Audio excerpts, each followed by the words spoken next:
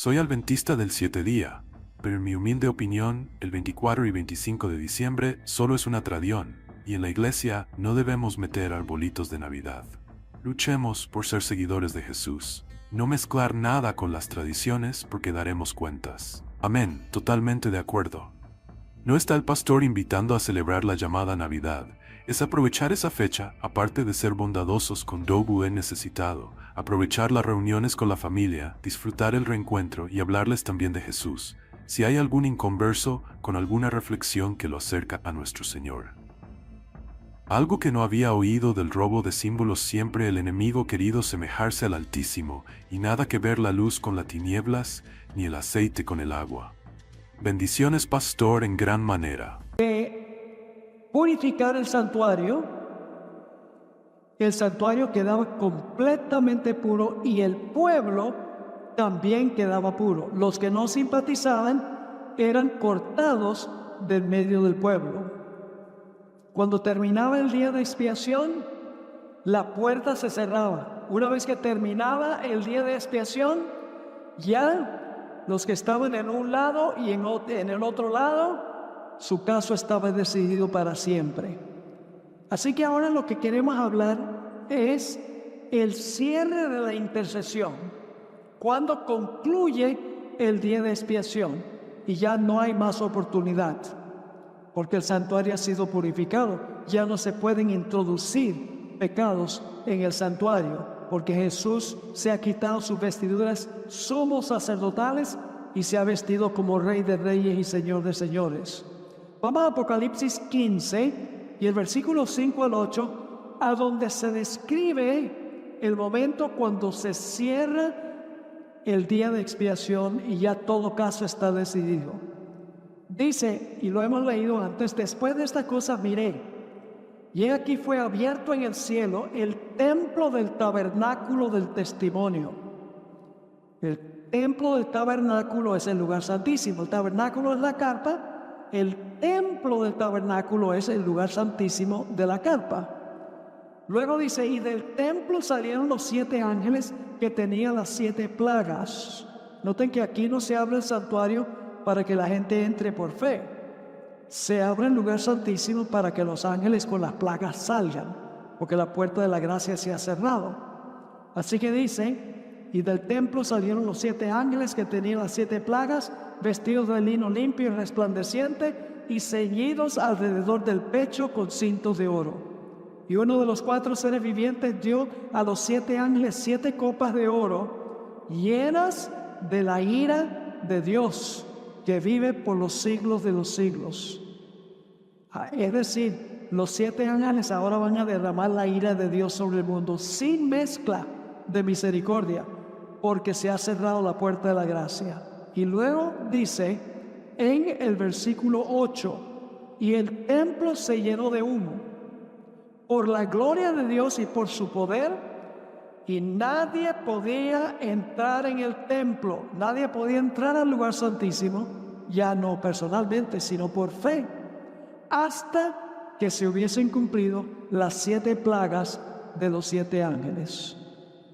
Es decir, esto habla del momento cuando cesa la intercesión en el lugar santísimo. Todos los casos están decididos y nadie ya puede entrar por fe al santuario para recibir perdón por el pecado, porque se ha cerrado la puerta de la gracia. La nota dice, Apocalipsis presenta el siguiente orden de eventos. Número 1, el servicio del templo termina. Número 2, las plagas se derraman. Número 3, nadie puede entrar al templo, que es el lugar santísimo, por la fe hasta que las plagas hayan caído. Fíjense la manera como lo escribió el Espíritu Profecía. En aquel terrible momento, después de cesar la mediación de Jesús, a los santos, ¿a quiénes? No los impíos, a los santos les toca vivir sin intercesor en presencia del Dios Santo. Yo pregunto, ¿para este momento el santuario ha sido purificado? ¿Todos los pecados han salido del santuario, sí o no? Todos sabieron. Jesús se cambió sus vestiduras de sumo sacerdote a sus vestiduras como rey. Sí, ya no hay intercesor. Es decir, los que pasan por el tiempo de angustia van a tener que vivir sin intercesor. Así que debemos nosotros ahora reclamar ¿qué? Reclamar a Jesús como intercesor. Y por la gracia de Dios vencer el pecado. Porque llega el momento en que no podremos hacerlo.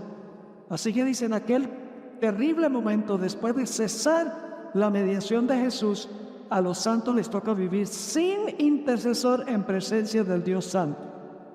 Había sido decidido que, todo caso, y numerada cada joya, detúvose un momento Jesús. Ahora fíjense lo que pasa. La ceremonia de Azazel viene ahora. Detúvose un momento Jesús en el departamento exterior del santuario celestial, y los pecados confesados, mientras Él estuvo en el lugar santísimo. Fíjense cuáles son los pecados, los que fueron ¿qué? Confesados. Mientras Él estuvo en el lugar santísimo, fueron asignados ¿a quién? A Satanás, originador del pecado, quien debía sufrir ¿qué cosa? Su castigo. Apocalipsis 22:11 también describe este momento, cuando todos los casos están decididos. Dice allí, el que es injusto, sea injusto todavía. El que es inmundo, sea inmundo todavía. El que es justo, practique la justicia todavía. Y el que es santo, santifíquese todavía. Así que ahora viene, después de que se cierre la puerta de la gracia, Jesús sale del santuario y ahí está esperando el macho cabrío Azazel, símbolo de Satanás.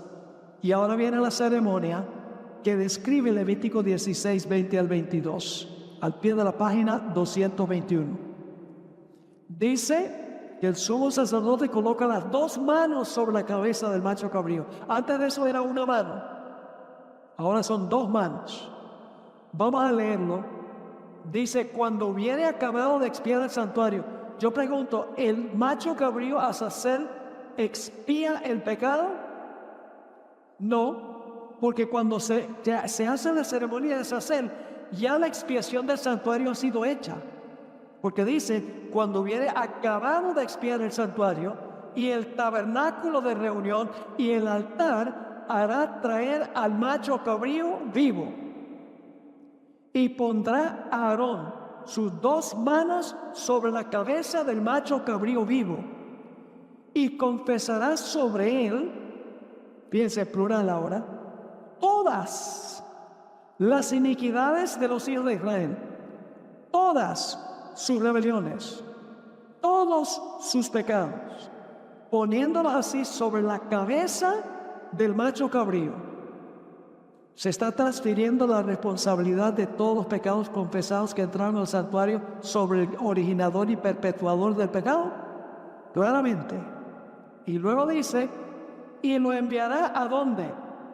Al desierto, por mano de un hombre para esto. Y aquel macho cabrío llevará sobre sí todas las iniquidades de ellos a tierra inhabitada, y dejará ir al macho cabrío por el desierto.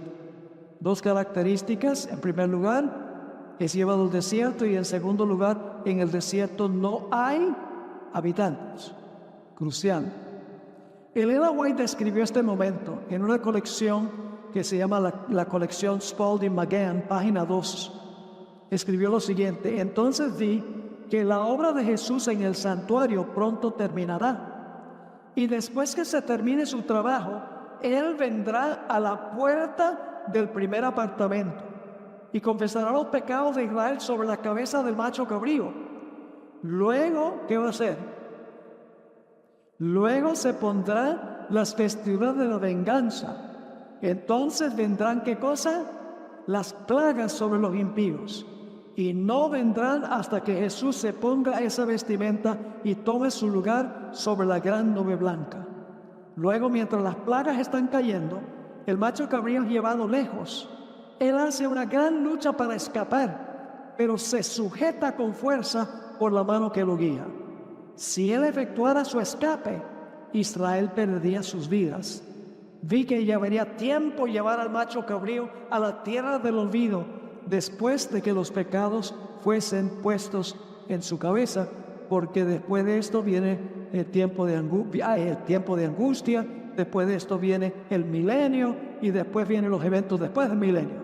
Es un evento que va a durar tiempo.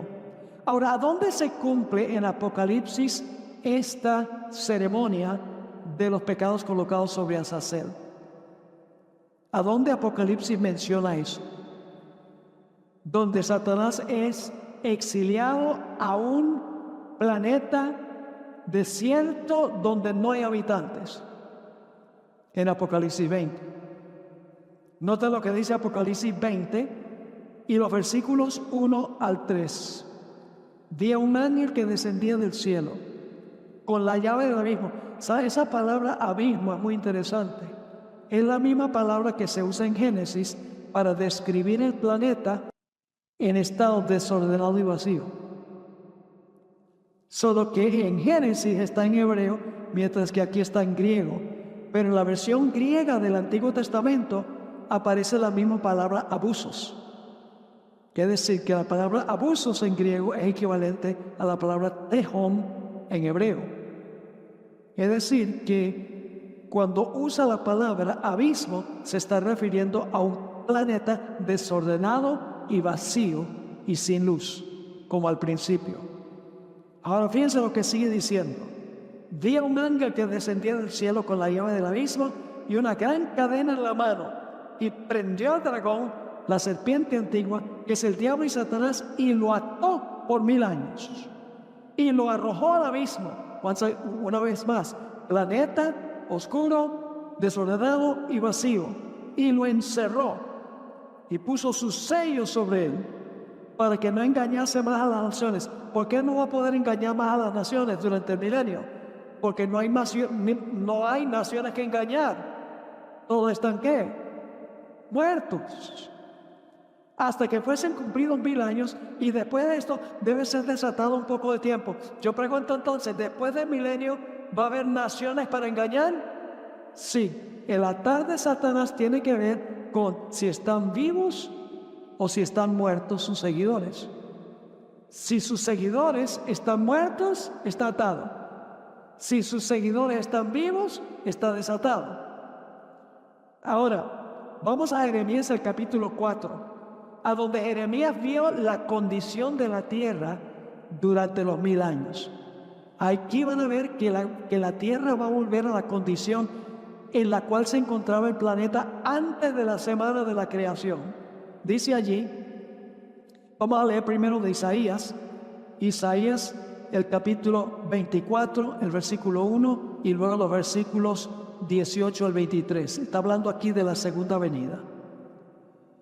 He aquí que Jehová vacía la tierra y la desnuda y trastorna su faz y hace esparcir a sus moradores.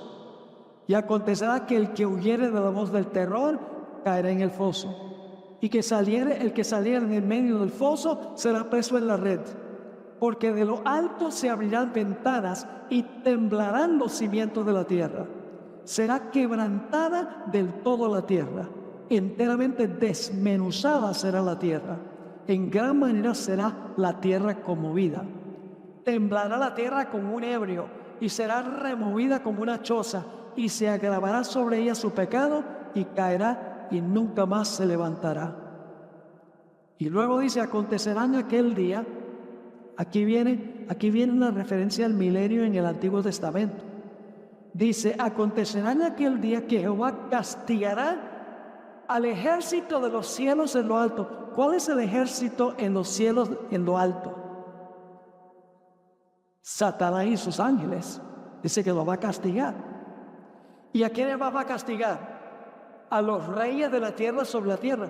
En Apocalipsis 19 dice que cuando Jesús viene en el caballo blanco con los ejércitos celestiales, dice que los reyes de la tierra están listos para contrarrestar a Jesús. Así que dice y a los reyes de la tierra sobre la tierra. ¿Y cuál será el castigo? ¿Cuál va a ser el castigo que van a sufrir los reyes de la tierra y que va a sufrir Satanás o los poderes del ejército de los cielos en lo alto? Dice: y serán amontonados como se amontonan a los encarcelados en mazmorra y en prisión. Lo que leímos en Apocalipsis 20. En prisión quedarán, ¿qué cosa? Encerrados, y serán ¿qué? Castigados después de muchos días. ¿Cuántos son los muchos días? 1000 años. ¿Está claro? Y luego dice, después de los 1000 años, la luna se avergonzará y el sol se confundirá cuando Jehová de los ejércitos reine en el monte de Sión y en Jerusalén, y delante de sus ancianos sea glorioso. La tierra va a ser desnudada, trastornada, vaciada. En los cielos no va a haber luz. En Jeremías 4 se usan expresiones como estas: el sonido de la trompeta, los cielos, en ellos no había luz, la tierra estaba como un desierto, no había hombre, estaba asolada y vacía, todas las aves del cielo se habían ido, el campo fértil era un desierto. Todas son expresiones de Jeremías 4, a donde Jeremías está presenciando el periodo de las plagas y la segunda venida de Jesús. Noten cómo Elena White describió la devastación y desolación de la tierra. Esto es el conflicto de los siglos 6, 39. Ahora se realiza el acontecimiento predicho por el último solemne servicio del día de las expiaciones. Una vez terminado el servicio, que se cumplía en el lugar santísimo, y cuando los pecados de Israel habían sido quitados del santuario por virtud de la sangre del sacrificio por el pecado, entonces el macho cabrío emisario era ofrecido vivo ante el Señor. Y en presencia de la congregación, el sumo sacerdote confesaba sobre él todas las iniquidades de los hijos de Israel y todas sus transgresiones a causa de todos sus pecados, cargándolas así sobre la cabeza del macho cabrío. Levítico 16, 21.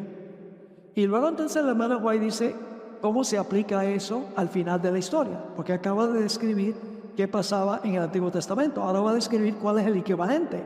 Asimismo, cuando el servicio de propiciación haya terminado en el santuario celestial, entonces en presencia de Dios y de los santos ángeles de la hueste de los redimidos, los pecados del pueblo de Dios serán puestos sobre Satanás. Se le declarará culpable de todo el mal que les ha hecho cometer. Y así como el macho cabrío emisario era despachado a un lugar desierto, así también Satanás será desterrado en la tierra desolada, ¿sin qué? Sin habitantes, y convertida en un desierto horroroso. Así que en Apocalipsis 20 tenemos el cumplimiento de la ceremonia del macho cabrío Azazel en el día de la expiación. Ahora, tenemos que hablar un poco de lo que va a pasar durante el milenio y después del milenio. ¿A dónde va a estar el pueblo de Dios durante el milenio? Los fieles cuyos pecados fueron limpiados del santuario. ¿A dónde van a estar? Van a estar en el cielo, ¿correcto? ¿Dónde van a estar los impíos? Muertos en la tierra. ¿Y Satanás y sus ángeles? Vivos pero atados a este planeta.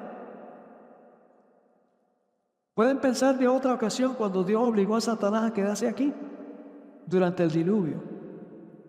La hermana May dice que temió por su propia existencia. Fue tan cataclísmico el diluvio que Satanás temió por su propia existencia. Y durante el milenio, él tiene tiempo de sentarse a observar todo lo que él hizo. Ahora no tiene tiempo de reflexionar sobre lo que hace, porque está muy ocupado. Pero en el milenio Dios le va a decir: siéntate y mira lo que hiciste. Y todos los impíos van a estar muertos. Ha perdido su apoyo. El poder de Satanás radica en que tiene gente para engañar, pero cuando no tenga gente para engañar, no tiene poder. Está sin poder durante los 1000 años. ¿Qué harán los hijos de Dios en el cielo durante los 1000 años? Una obra de juicio. 1 Corintios 6, 1 al 3 dice: ¿no sabes que nosotros juzgaremos al mundo? ¿Que juzgaremos a quiénes? A los ángeles, dijo el apóstol Pablo. Y no puede ser los ángeles fieles, porque ellos no necesitan juicio. Es Satanás y sus ángeles. La hermana White dice que durante el milenio los fieles van a examinar las vidas de todos los impíos que se quedaron en la tierra.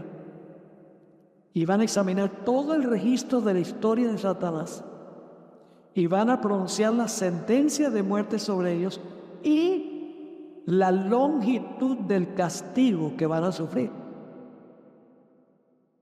Yo pregunto, ¿sería justo que una persona que se comió un semáforo y una persona que cometió una masacre que sufran el mismo castigo? Que el juez diga, al que se comió el semáforo y al que mató un montón de gente, los condeno a ambos a la silla eléctrica. No, el castigo es conforme a ¿qué? Conforme a las obras. Por eso Satanás va a sufrir más que todos, como estudiaremos.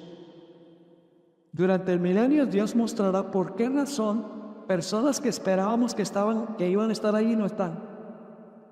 Y personas que nunca soñábamos que iban a estar ahí, ahí están.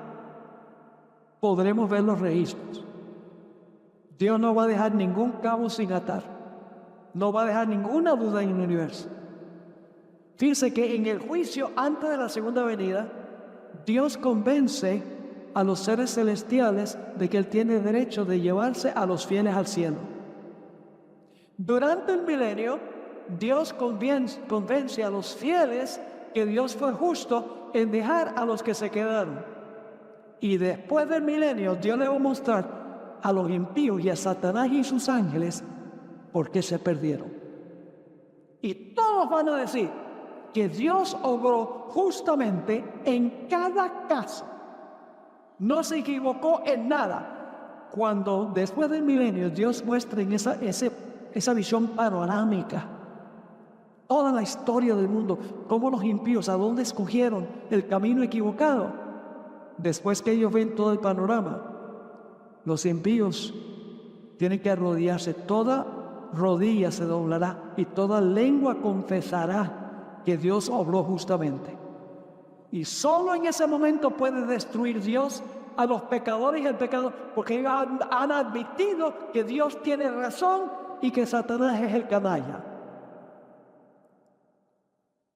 Ahora, cuando termine todo este proceso, Dios tendrá una gente limpia, sacerdote limpio, santuario limpio, mundo limpio y universo limpio. Nota lo que dice Patriarcas y Profetas, página 49. Cuando uno le pregunta a la gente, ¿por qué murió Jesús?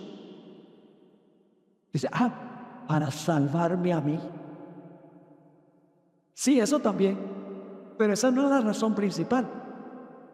La razón principal es que Dios tiene que vindicarse ante el universo. Porque Satanás acusó a Dios de ser un déspota, de ser un tirano, que la ley restringía la libertad y que Dios era un mentiroso. Y Dios permite que el pecado continúe para que finalmente Satanás se revele por lo que es. Y cuando lleguemos allá y miremos hacia atrás, vamos a decir, Señor, lo hiciste bien. Porque hoy en día la gente se queja mucho. ¡Ay, por qué Dios permite tanto sufrimiento por 6,000 años!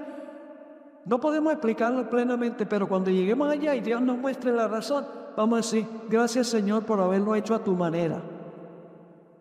Porque Dios conoce el fin desde el principio. Nota lo que dice Patriarcas y Profetas, página 49. Pero el plan de redención tenía un propósito todavía más amplio y profundo que el de salvar al hombre. Cristo no vino a la tierra únicamente por este motivo. No vino meramente para que los habitantes de este pequeño mundo acataran la ley de Dios como debe ser acatada. sino que vino para vindicar el carácter de Dios ante el universo.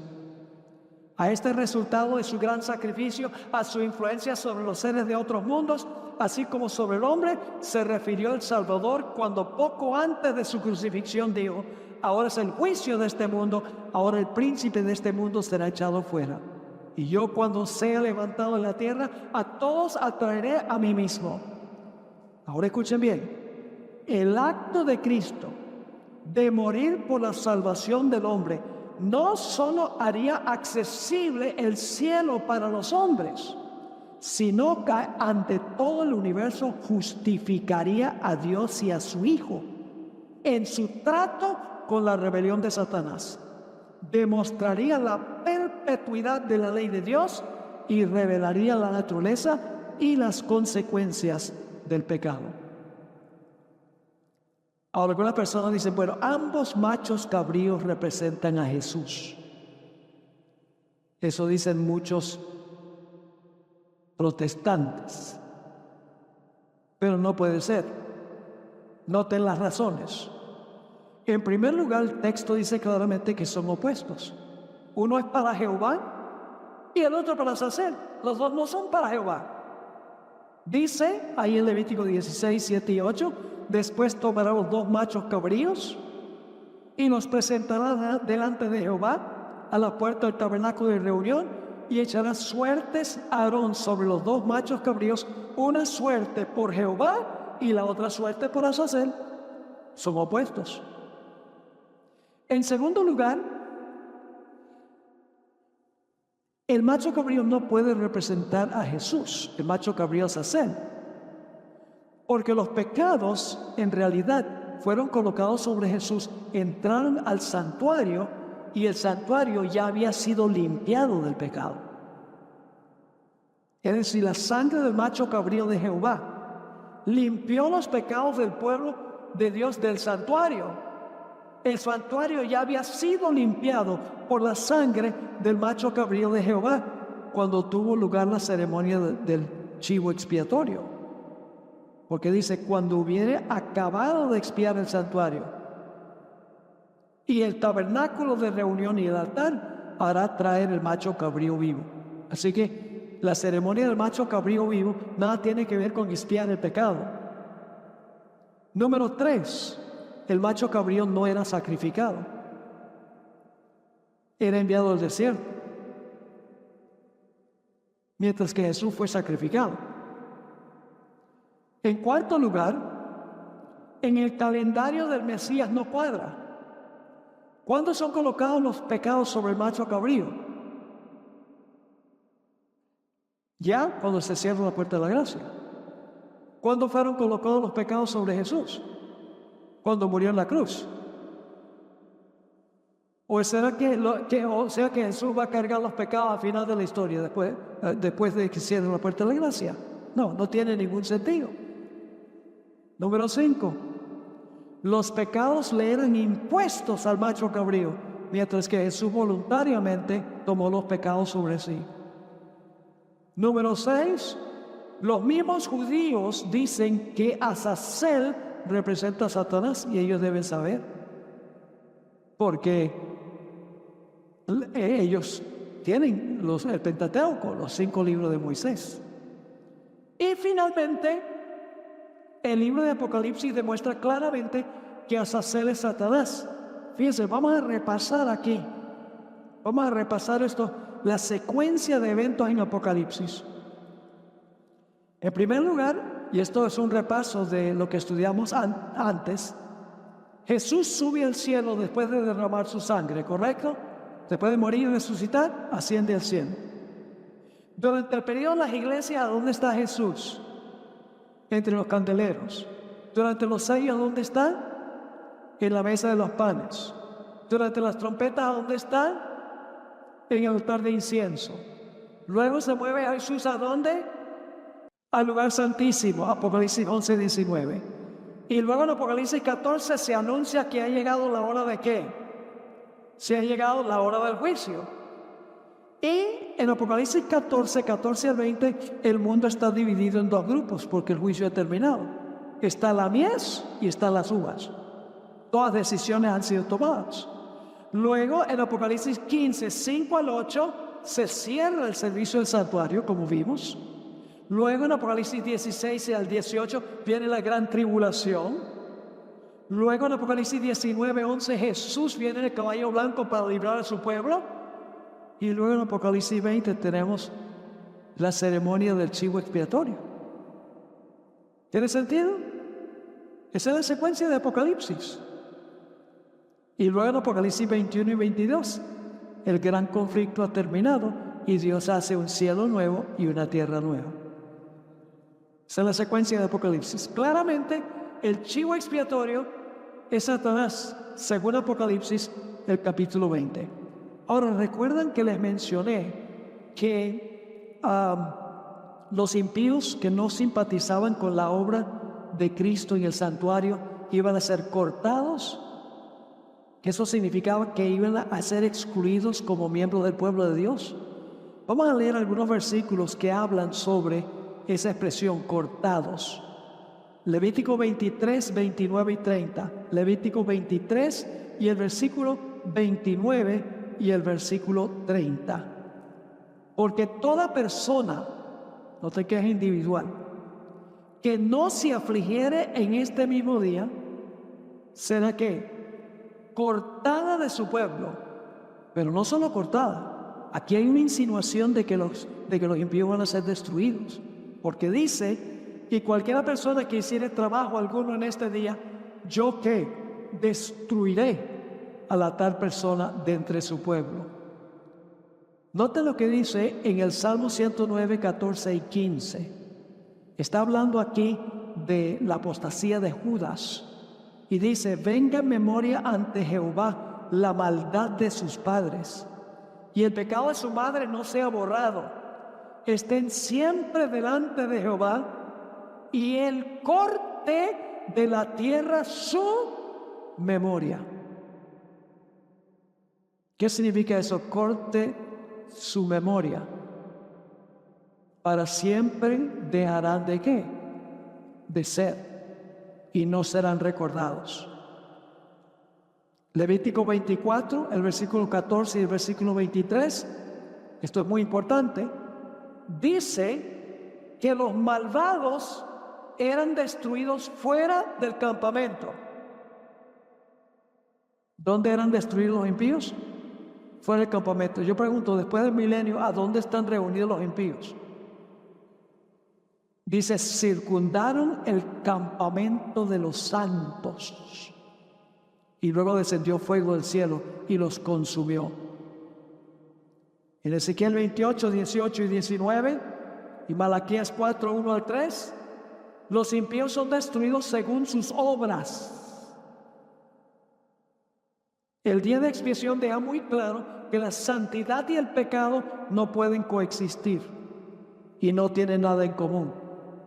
El propósito del día de expiación es reivindicar, exonerar y justificar las acciones de Dios ante el universo. La nueva teología que ha empezado a surgir sostiene que la palabra limpiado en Daniel 8:14 debe traducirse, el santuario será reivindicado, justificado, establecido o regresado a su estado legítimo. Y yo no tengo ningún problema con eso, porque cuando el santuario se purifica, se reivindica el carácter de Dios, se justifica a Dios. Y el santuario regresa a su estado legítimo.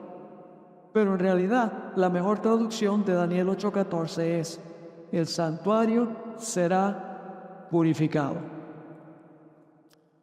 Ahora, ¿qué deberíamos estar haciendo hoy?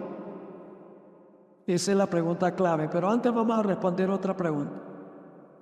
No me contesten rapidito, porque de pronto responden mal. Una vez yo estaba hablando con un evangélico y le hice varias preguntas. Le dije, mira,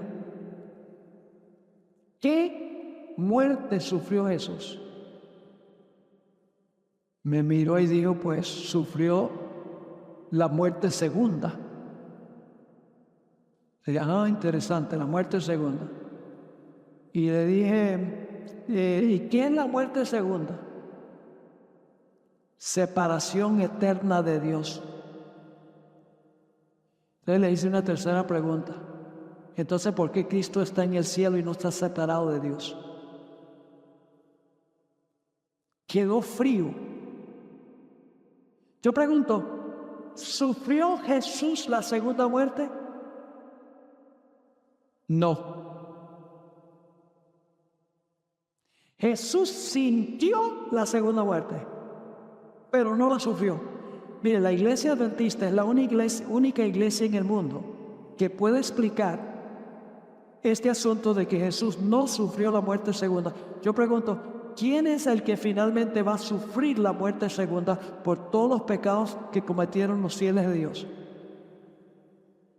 Jesús asume la responsabilidad hasta que puede tomar toda la responsabilidad y la coloca sobre Satanás, y Satanás sufre la muerte segunda. Voy a leerles una cartica que yo le escribí a una persona que me hizo una pregunta en cuanto a esto. Esto está en la página 227. Es cierto que la segunda muerte es, en última instancia, significa nunca volver a vivir. Sin embargo, hay más de una segunda muerte que eso. Verás, la segunda muerte incluye mucho más que simplemente perder la vida física. Lo peor de la muerte segunda es el sufrimiento espiritual y la agonía que lo precede de inmediato. Incluye la terrible realización de la separación eterna de Dios y el sentido de desesperanza. Esta experiencia ocurre cuando una persona sigue ¿qué? Viva. Yo pregunto a un prisionero que está en la cárcel, en la prisión, bajo sentencia de muerte, y se está acercando el momento de ejecutar la sentencia de muerte. ¿Dónde está el mayor sufrimiento del que está en la prisión? ¿Cuando lo ponen en la silla eléctrica o todos los días anteriores? La agonía. Esta experiencia ocurre cuando una persona sigue viva y enfrenta la posibilidad de morir y nunca volver a vivir. Hay varias citas de Elena White que afirman claramente que Jesús sintió o experimentó esta agonía de separación en el Getsemaní y en la cruz antes de su muerte. Jesús lo sintió. Jesús entendió lo que significa la segunda muerte. Ahora, fíjense esta cita tremenda del Espíritu de Profecía. Testimonios para la Iglesia, tomo 2, página 189. Cristo experimentó mucho lo que los pecadores sentirán cuando las copas de la ira de Dios sean derramadas sobre ellos. ¿Qué sintió Jesús? Se sintió como los impíos cuando las copas de la ira de Dios se derramen sobre ellos. Sigue la cita. La negra desesperación envolverá como una mortaja sus almas culpables y comprenderán en todo su sentido la pecaminosidad del pecado. La salvación ha sido comprada para ellos por los sufrimientos y la muerte del Hijo de Dios. Podría ser suya si la aceptara voluntaria y gustosamente. Pero ninguno está obligado a obedecer la ley de Dios. Si niegan el beneficio celestial y prefieren los placeres y el engaño del pecado, consumarán su elección. Pero al fin recibirán su ¿qué? Su salario. ¿Y cuál es el salario? La ira de Dios y la muerte eterna. ¿Qué es segunda muerte? Muerte eterna, según el Espíritu de Profecía. Estarán para siempre separados de la presencia de Jesús. ¿Qué es muerte segunda? ¿Están separados para siempre de qué? De la presencia de Jesús. Ahora, ¿Jesús sufrió esa muerte? No. Porque si hubiera sufrido esa muerte, ¿qué hubiera pasado? Estaría muerto. y separado eternamente de su Padre. Pero él está muy feliz con su Padre ahora. Porque mientras tanto el santuario tiene el pecado. Jesús cargó el pecado, lo puso en el santuario y finalmente será colocado los pecados de todos los fieles sobre la cabeza del nuestro cabrío, el que originó el pecado, el que perpetuó el pecado, el que extendió el pecado, y entonces él sufrirá el merecido, que es la muerte segunda. Estarán para siempre separados de la presencia de Jesús, cuyo sacrificio han despreciado. Habrán perdido una vida de felicidad y sacrificado la vida eterna por los placeres momentáneos del pecado. Hermanos y hermanas, ¿de qué aprovecha que el hombre gane todo el mundo y pierda su alma? ¿De qué vale enfocarnos en las cosas de este mundo por 60, 70, 80, posiblemente 90 años o 100? Y enfocarnos en lo de aquí y perder la oportunidad de vivir eternamente con Jesús. No nos aferremos a las cosas de acá, hermanos y hermanas. No vale la pena. Mientras más tengamos, más va a consumir el Señor. Ahora no es tiempo de estar acaparando, es tiempo de estar invirtiendo en la causa de Dios, invirtiendo nuestros esfuerzos, invirtiendo nuestro tiempo, invirtiendo nuestros recursos en la salvación de las almas, no solamente dando dinero, sino activamente participando en la proclamación del mensaje que nosotros tenemos. Porque queremos que nuestros vecinos se salven. Queremos que nuestros compañeros de trabajo se salven. Queremos que nuestros familiares se salven. Entonces, ¿cómo podemos quedar callados? Ahora escuchen la siguiente cita. ¿Jesús sintió la ira del Padre? ¿Jesús tuvo que beber la copa de la ira de Dios? ¿Sí o no? ¿Es la misma copa que los impíos tendrán que beber? ¿Sintió Jesús como se sentirán ellos? Sí, Señor. ¿A dónde bebió Jesús esa copa? Donde sintió lo que es la muerte segunda. En el Getsemaní. Nosotros a veces hablamos del Calvario como la gran prueba de Jesús. La gran prueba fue en el Getsemaní. La hermana White dice que si no hubiera venido un ángel a fortalecer a Jesús, que hubiera muerto en el huerto antes que le pusiera un dedo encima de la angustia que tenía Jesús. El sentido de la separación de su Padre, temía que fuese eterna. Sintió lo que es la muerte segunda. Noten lo que dice, deseado de todas las gentes, página 701. La ira de Dios contra el pecado, la terrible manifestación de su desagrado por causa de la iniquidad, llenó de consternación el alma de su Hijo. Toda su vida Cristo había estado proclamando a un mundo caído las buenas nuevas de la misericordia y el amor perdonador del Padre. Su tema era la salvación aún del principal de los pecadores, pero en estos momentos, sintiendo el terrible peso de la culpabilidad que ¿llevó la culpabilidad, sí o no? Sí. No puede ver el rostro reconciliador del Padre. Al sentir el Salvador, que de él se retraía el semblante divino en esta hora de suprema angustia, atravesó su corazón un pesar que nunca podrá comprender plenamente el hombre. Tan grande fue esa agonía que apenas le dejaba sentir el dolor físico. ¿Saben cómo se vence el pecado? No es mirando la ley. Los judíos miraban la ley para vencer el pecado. El pecado se vence contemplando a Jesús. contemplando el sacrificio de Jesús. Por eso el hermano White dice que debemos pasar 1 hora al día meditando sobre la vida de Jesús, particularmente las escenas finales. Debemos leer un versículo y luego meditar sobre ese versículo. Cuán terrible es el pecado que le hizo eso al Señor Jesucristo. El problema es que estamos llenando la mente de basura.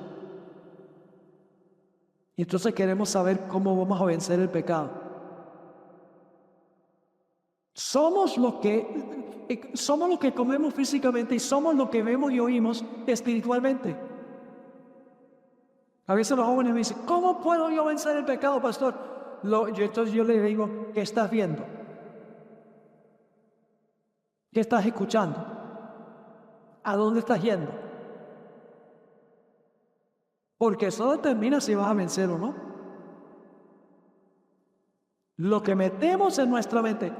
El apóstol Pablo escribió que mirando a cara descubierta, como en un espejo, la gloria del Señor, que es su carácter, somos ¿qué? Estamos siendo transformados a su misma semejanza.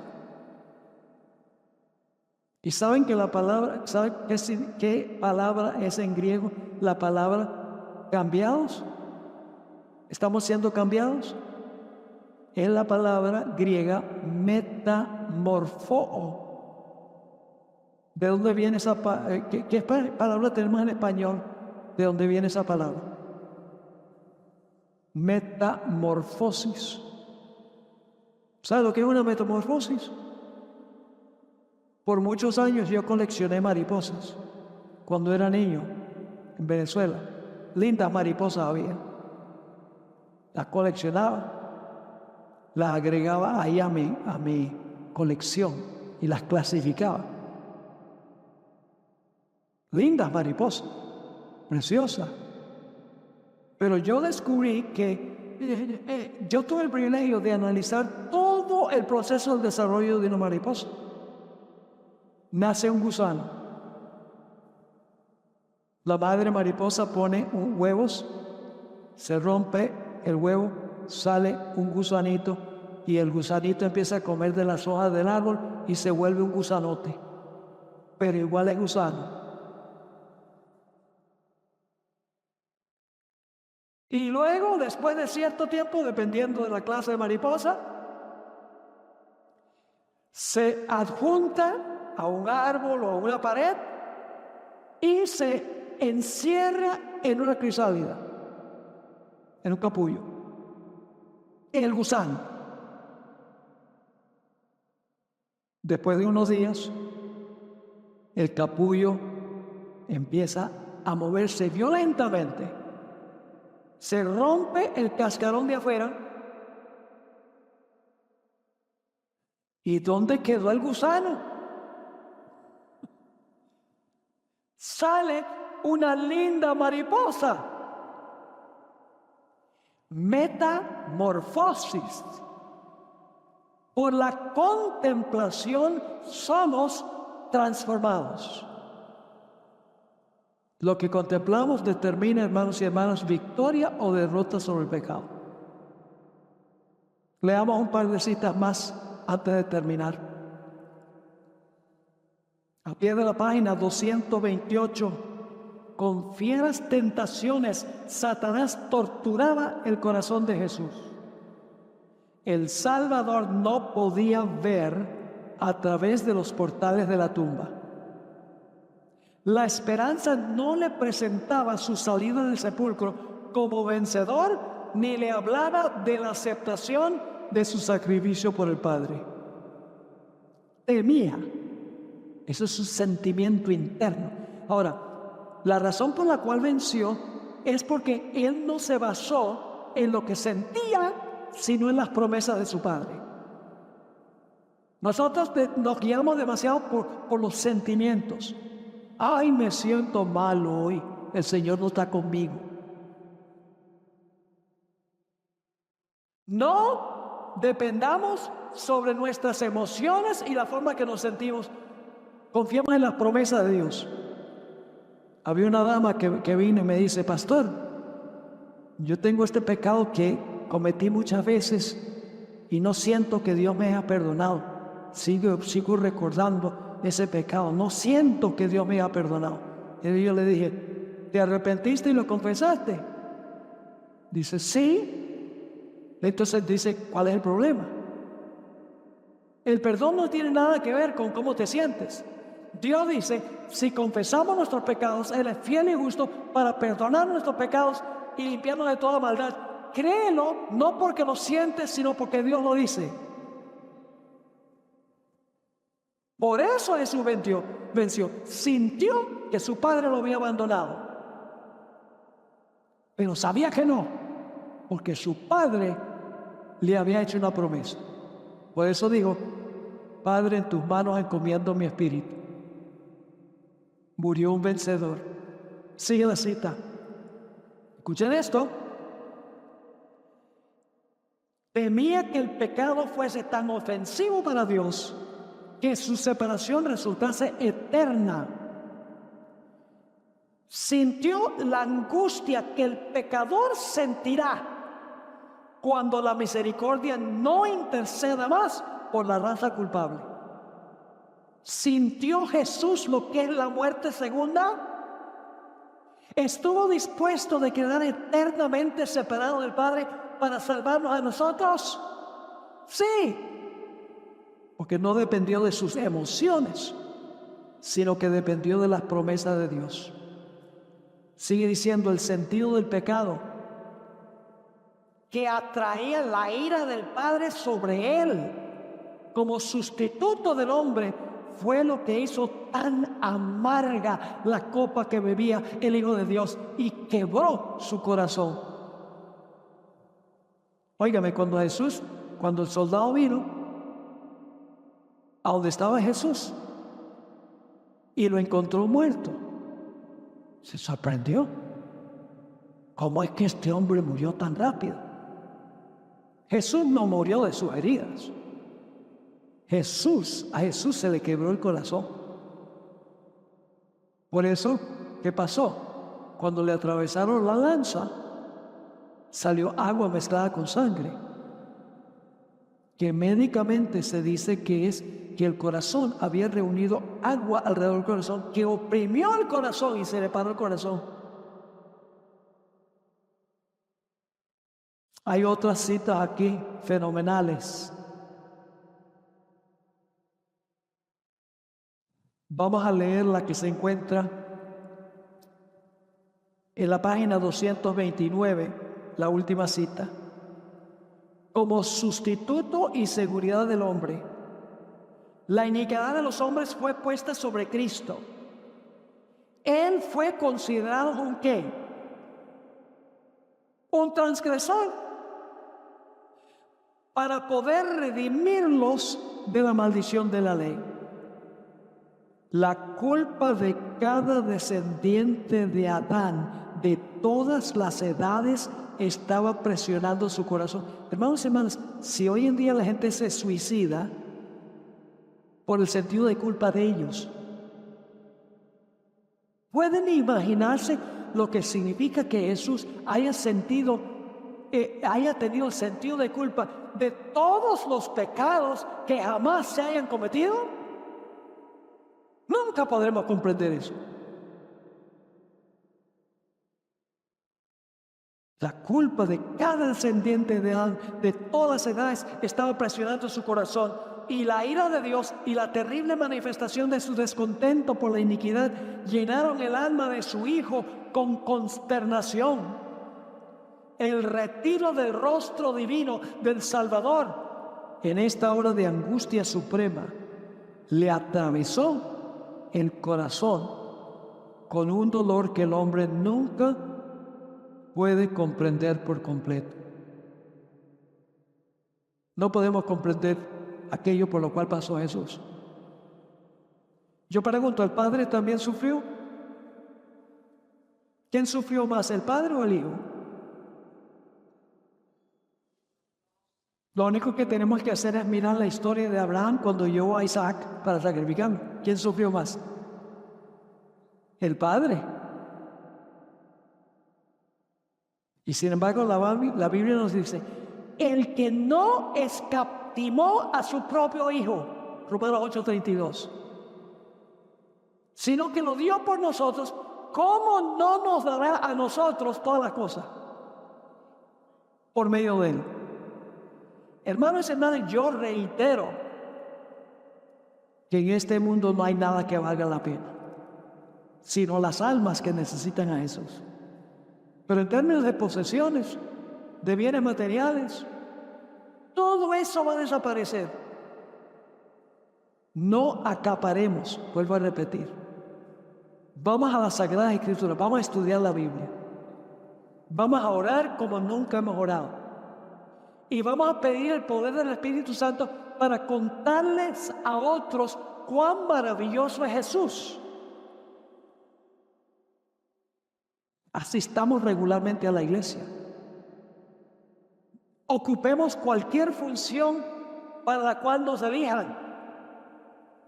Activémonos. ¿Cómo sería la iglesia si cada